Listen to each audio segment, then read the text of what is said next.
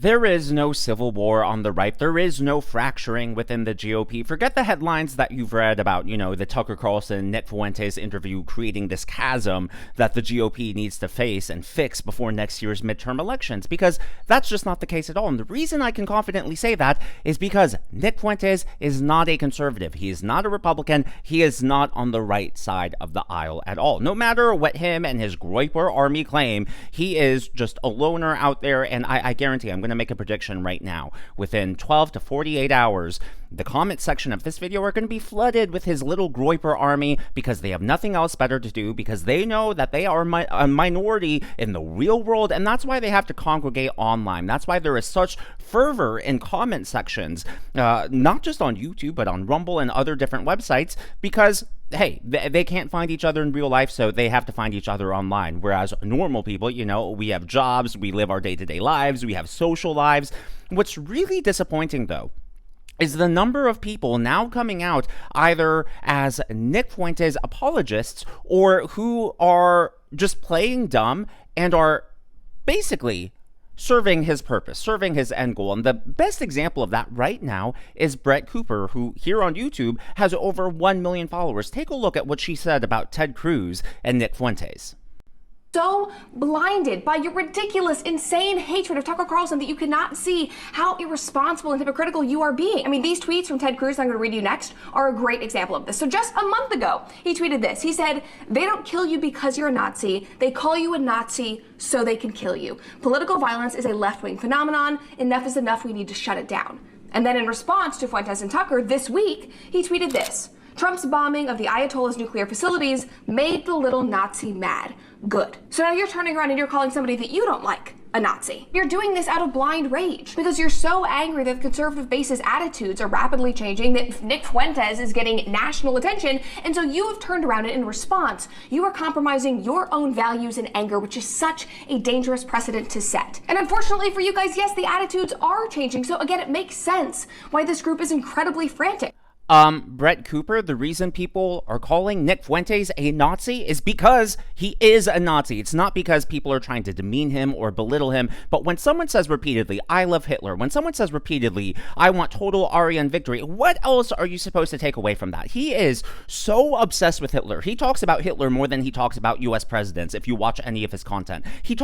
It's absolutely ridiculous. And she wants to try to spin this as, "Oh, you guys, the old school GOP like Ted Cruz, you're just mad because the young conservative movement is now turning against Israel. We're now turning against the old ways." Well, that's the whole point, right? Because Nick Fuentes, he claims, oh, he's America first. He's not anti-Israel. He wants the money here in America. He wants it to be focused on helping people here at home. But the funny thing is more money has been sent to Ukraine than Israel. Yet how much time does Nick Fuentes talk about Israel? How much time does he complain and bash Israel versus Ukraine? I haven't done an official study on this. This is actually something I've been working on behind the scenes right now, but I will tell you it's a pretty big disparity. It's very rare that you hear him talk about Ukraine. Now, I'm not saying he doesn't, but I am saying it's really odd. You claim, oh, the only reason I'm criticizing Israel is because of the money. Well, why aren't you talking about all the money that we send overseas then? Where were you before USAID was a huge talking point this year? Why is it that all of your anger, all of your ire, all of your focus is just happens to coincidentally align with anti-Semitism? In case you don't believe me, here's just one time, one of the many times that Nick Fuentes has openly said, "I love Hitler." And what's alarming here is he wraps it up in Christianity, and the Groypers and the white young men who follow him also use Christianity and religion. You'll listen to the chants here. They're chanting Christ is King. And so it really, for Christians who maybe don't pay attention to the news or follow politics closely or pay attention to internet culture, they might hear those chants and see, come across this movement without hearing these extreme statements and get pulled into this. This is what's scary about it. And so many of the problems that we can point to, which are blamed on various things, ideology, government, on other groups or populations, can be attributable to the loss of faith and the loss of any kind of adherence to an objective morality. And so, that's a long way of saying, "I love Hitler." Okay?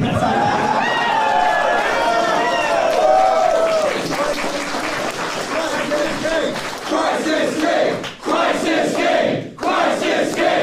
Now it's funny, he's one to lecture us about objective morality. You take a look at all of his stances over the last, 10 or so years, going back to 2016. How many times has he flip-flopped? And not just evolved or become more nuanced on his take on certain things. No, he's done complete 180s on many issues. It just makes no sense here. He has no ideology. All he wants is attention for himself. He's just an online provocateur, and the way he defends himself is he cloaks it as, oh, it's just a joke, and it becomes this inside information, this inside language between him and his cult following, and if you're not on the inside, you're not in the know, you're not cool, and you're uneducated, and whatever insults they're going to throw your way. And they claim that they're just joking here, but there is a moment where you say something enough, it is not a joke. You can only play footsie with the devil for so long before people start thinking, hey, maybe it's not actually footsie. Maybe you're telling us the thing right to our faces. Here's another example. I think this one's one of the clearest ones yet. Again, he has plausible deniability. Oh, I was just joking, but come on, we all know what he's doing here. How about this? How about dark America first? How about dark America first? Nothing other than total Aryan victory will suffice. Nothing. No, we can't. No, but not actually. But something like that. Not actually. That little eye look, he knew what he was doing for his followers. A nod, a wink. You couple that with all the I love Hitler statements. You couple that, like, you can just go down the list. It's no secret with where he is right now. So for Brett Cooper to make that asinine claim that Ted Cruz is a hypocrite on this specifically is absolutely ridiculous. Yes, is it wrong to call people Nazis just to make it politically acceptable to kill them, as Ted Cruz accused the left of doing? Of course that's wrong. But when Ted Cruz called Nick Fuentes a little Nazi, I mean, he's asking for it. In his own words, what else do you want here? It's not taking anything out of context. It's not mischaracterizing Nick Fuentes or putting words in his mouth. When someone tells you to your face who they are, I'm the type of person who believes that. And quite frankly, there are enough telltale signs here from Nick Fuentes. There are enough direct statements, and he can claim, oh, I'm joking, or oh, it's just this online culture, internet meme, and you don't get it. You're not cool enough to get it. No. I'm not dumb. I'm not an idiot, and you're not as smart as you think that you are. Now, one of the psychological tricks that Nick Fuentes does is he makes himself and his followers appear more popular than they really are. So he refers to his childhood, and it's like, oh, when I was a kid, everyone loved Hitler. Of course, we know that's not true, but he hopes that by repeating these lies often enough, people just buy into it. If you look at white kids, there's nothing, I don't think, intrinsic in white people that makes them hate themselves. Like when I was a kid, kids loved Hitler in the sense that we see the videos and we see the propaganda and the symbols, and there's something compelling about it just on an aesthetic level. What? I've never heard that before. I don't know, maybe I can't relate because I'm not a white kid, but hey, if you're a white kid and you can't relate to what if you're a white kid or you were once a white kid, let me know down in the comments below if what Nick Fuentes said truly resonates with you, or if you're like, what? I've never heard that before, because I just have a hard time believing that that's the norm. I don't know anyone in my immediate circle who's white who would have ever thought that, let alone even say it out loud as a joke. It's just crazy. And what is scary is so many people are coming out now and saying, look, I am against cancel culture. I am against deplatforming and silencing people. That's not what I'm saying that we should do here. I'm not saying we should cancel Nick Fuentes. I'm not saying that we should deplatform him or anything like that. But the whole point, I guess if this video was going to have one central point, is there are so many people now supposedly on the conservative movement who are coming out to defend Nick Fuentes. And I think those people should be put under the microscope, because Brett Cooper right here, I don't think she's an idiot. I don't think she can't distinguish the difference between Ted Cruz's two tweets. Those are very two different circumstances, very two different. Ted Cruz wasn't being hypocritical at all. Both things can be true at once. You can say it's wrong to call someone a Nazi, but if someone keeps saying I love Hitler, if someone keeps espousing the Nazi viewpoints and promoting them on all of his platforms, well, what does that make him? At the very best, it makes him a Nazi sympathizer. So sure, maybe Nazi's a little too far, but I'm sorry. It's just no sympathy there for me. Now, as far as I haven't covered this on the channel, as far as the Tucker Carlson and Nick Fuentes interview, I don't care that Tucker Carlson interviewed him. What I care about is it's very clear that Tucker is playing with fire here. And I think he's slowly, he's been doing this over time, but slowly showing even more of his true colors. Because it's funny, right? Like I said earlier, when the Groypers and the Nick Fuentes team all say, oh, we're just America first. It's not that we're anti-Israel. It's not that we're anti-Semitic. We just don't want American taxpayer dollars to be spent over there. Well, like I said with that, why aren't you complaining equally as loud or even more vocally about Ukraine, since we spend more money over there? Why aren't you complaining about all these other countries? Some of, like, hello? What makes Israel the exception? Why is the hatred towards them so much more?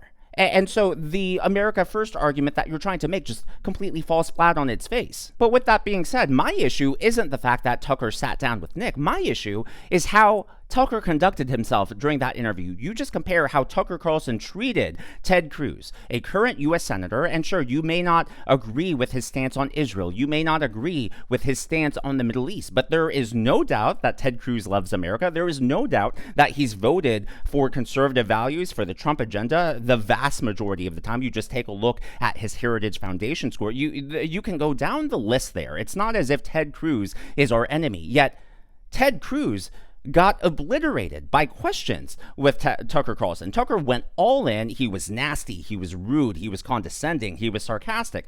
You take a look at the questions that Tucker Carlson gave to Nick Fuentes. It was very soft. Tucker's demeanor was very relaxed. It was almost as if he was endorsing him and like saying, hey, I'm not going to say I agree with what you say, but if you take a look at his actions, it's pretty clear where Tucker is headed right now.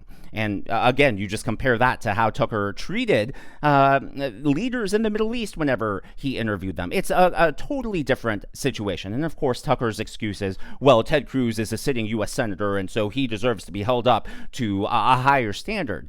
Well, my whole point is here, you are playing with fire, and at some point you will not be able to contain the fire. It will spread like wildfire. Nick Fuentes is not on the right. The argument that a lot of people are saying is there are no enemies on the right. We need to be united. The Republicans, the conservatives, whatever, all need to come together. Nick Fuentes is not on the right side of the aisle. He's not one of us. I have nothing to do with him, and I hope you disavow him as well. My theory is that, it's sort of the horseshoe theory, right? Where the extreme right and the extreme left, similar to the two ends of a horseshoe, are closer together than everyone else is in the middle. I believe Nick Fuentes is somewhere actually in between the two ends, and I believe that's why his following, especially online, is so loud and so vocal. Number one, because it's getting the disaffected and unfortunately extreme part of the right wing, but then it's also attracting the extreme part of the left wing because yes, leftists are extreme. Yes, leftists are racist. And yes, many leftists hate Israel. And so it's no wonder that he has such a large online following. But like I alluded to earlier in the video, we outnumber them in real life. And that's why they are so loud online. They find each other. They flock together because there is safety in numbers. They can't talk to this. They can't talk to their friends about this in real life. They can't talk to their coworkers. They can't go to church unless they go to a white nationalist church. And so they find their community online. And that's why I'm telling you now, this video is going to be bombarded with negative comments. They're going to be attacking me. They're going to be, I guarantee you, there's going to be something said about my ethnicity. There's going to be something said about my sexuality. There's going to be something said about, they're just going to come in the comments and they're not going to actually engage in debate. They're not going to actually try to argue with what I'm saying and the actual arguments that I'm making here. They're all going to be personal, nasty attacks because that is all they have. Of course, on top of all of this, we know Nick Fuentes is a white nationalist. We know he is a racist. And again, his defenders, I see this all the time on X. And unfortunately, I even see it on YouTube where they're saying, well, everyone has a right to defend themselves. Oh, I agree. Everyone has a right to defend themselves. And you can point out statistics here, statistics there. Reality is anyone can kill you. Anyone can murder you. They will try to cherry pick certain statistics, and that is a topic for a whole other conversation. But just this clip alone, talking about how he would partner with Hitler, and instead of just focusing on someone who's littering, it's not the crime he's angry about. He now has to draw race into this as well. This guy's throwing garbage in my neighborhood. This guy's driving around like a disgusting animal, throwing wrappers out of his window. This is in my neighborhood. I'm supposed to be mad at Hitler? I'm supposed to be cross with Hitler? I want this guy dead. If I was in a room with Hitler and that guy, me and Hitler would team up and f that guy up. We would kill that guy. Hitler would hold him down, and I would beat him to death. I forgot I cut out the part where he talked about race because I don't want to get banned here on YouTube, but it's pretty nasty stuff that he's talking about there, and he is unapologetic about it. And like I said, he talks about Hitler more than he does about U.S. presidents. It's absolutely crazy that he even does this. He just recently, like as of today, got into a fight with Mark Levin, who, if you follow the channel, unless like you're anti-Semitic, you know he has been a huge pillar for the conservative movement, and you can, even if you disagree now with his stance on Israel and the Middle East, you should be able to acknowledge that he's been a huge stalwart for conservative principles beyond all of that. When it comes to taxation, when it comes to the Constitution, when it comes to federalism, when it comes to the role of the federal government, you can disagree with someone on one thing, but it doesn't make you an enemy to the movement. It doesn't make you an enemy of conservatism. Yet this is what Nick Fuentes had to say about Mark Levin. I'm furious. I'm absolutely beside myself and furious. The way Mark Levin talks about this country, he should be deported. Not because you're Jewish, not because you're fat, not because you're gay, not because you're a pussy. Mark Levin should be deported because of the way he talks about this country. Where does he get off? The way he says... It's absolutely... I think it's gross. I think it's ridiculous. And that's why I'm making this video, because I want to make very clear I have no sympathies with Fuentes. And my prediction is Fuentes' influence is only going to grow. It's going to increase, maybe largely in part to Tucker Carlson platforming him. But unfortunately, a lot of people like Brett Cooper here are coming out of the woodwork. I saw right before I started filming this that Candace Owens has a scheduled video, and it's titled something like, "Oh, everyone you disagree with is Hitler." I don't remember it. I just saw it on my homepage before I hit record. And so these people are coming out of the woodwork, and even if they're not as extreme, or maybe if they don't share the same hateful ideology and language as Nick Fuentes, and like I said, I don't think Nick Fuentes has an ideology. I don't think he has any set in stone values except for making people angry, trolling, getting attention for himself, pushing the boundaries of what's it's not acceptable. First of all, what he's doing is he's shifting the Overton window into extremely dangerous territory. And this is something I'm not going to play with. I don't think we should play with it. It's something to take seriously. And look, if the GOP doesn't get this under control and this takes over, like if this is the next chapter for the GOP, I mean, I'm already an independent, but you're not getting my vote. And I will go all in to destroy him and any movement that follows him. It is what it is. As always, though, all of that is just my analysis and commentary. That's what's happening in the world of politics from my point of view. And I would love to hear from you. Nick Fuentes, thumbs up or thumbs down? Let me know down in the comments below. I'm curious. I've never talked about him on the channel before. I really have no idea what to expect. I'm hoping that most of you are on the same page, but based on a few comments I've gotten in the past, I'm a little worried to see who comes out of the woodwork for this one. If you haven't already, please be sure to hit that thumbs up. Well, you know the thing. Thumbs up, help me out in the algorithm. And if you enjoyed this and want to see more, be sure to subscribe. Check out one of these videos.